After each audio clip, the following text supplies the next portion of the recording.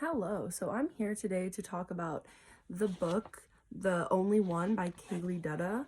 Something that's actually really interesting about this book is that the author, when she wrote it, was in 8th grade. So I think that that itself is just a great reason why we should teach this book, because it's not just written from the Poe of an 8th grader, the actual author is an 8th grader. And I think that in itself is just a great way for kids to be able to understand what they're capable of, and help them realize that these dreams that they may have that seem so far off are really much more attainable than they may think. So this book really, it was written recently in 2020. However, it takes place back in older times when segregation was just beginning to, be banned, and schools were coming together with both children of color and white students. And the book really explores the way in which it's hard to fit in, it's hard to make friends, especially when you feel outcasted. And I think that that is such an important lesson. Um, Even though it was written so long ago, middle schoolers specifically still struggle with feeling like they don't fit in, feeling like they don't have any specific friend group or anywhere to go. And so I think that whole theme of inclusion and how it's important to be included is important for middle schoolers to read. And also for them to get a sense of empathy. If they're one of the children who feel like they're left out and they don't have a friend group, they may be able to relate with the main character, but maybe for those who do have friend groups, they might think twice about being more inclusive and, inviting people who they may not normally talk with to hang out with them. So I think that it's really important that we teach this book, because it not only does it deal with the issues of fitting in and making friends and trying to find your identity in middle school, but it also talks a lot about grief. And sometimes I feel like grief in children is overlooked and it's not really fully explained. And I think the fact that it's from her point of view, showing how she feels after her grandma dies, is extremely beneficial because it feels more real. Even just how the book is written, you can tell it's a younger writer, by the vocabulary, by the way it's written.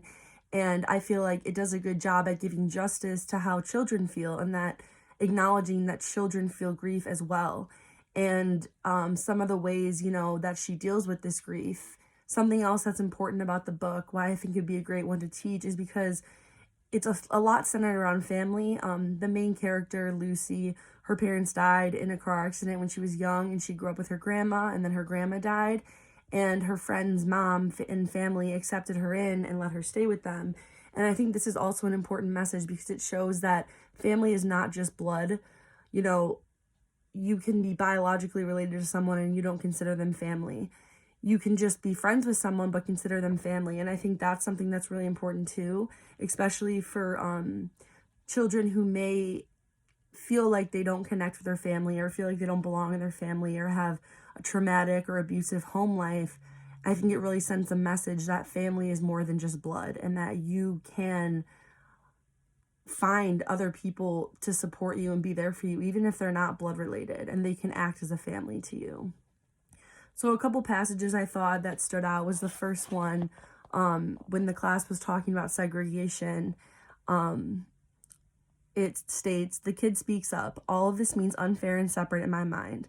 The black people were put in different schools, buildings, and everything." Miss Peta nods. "Yes, that is true. The saying separate but equal is not true at all. People like Lucy were put into bad positions and were accused of things just because of their skin color. Like how Norma accused Lucy of stealing her bracelet," the kid said. Miss Peta nods. "Exactly." So I think that this is an important line because it shows the way the issues with singling out kids, especially from a teacher's standpoint. We never want our students to feel singled out, especially when it's something as sensitive and as important as a topic as, race and racial discrimination. So I think that would cause some debate between students, talking about experiences in their own schools and how, they may face similar situations, even though it's a different day and age.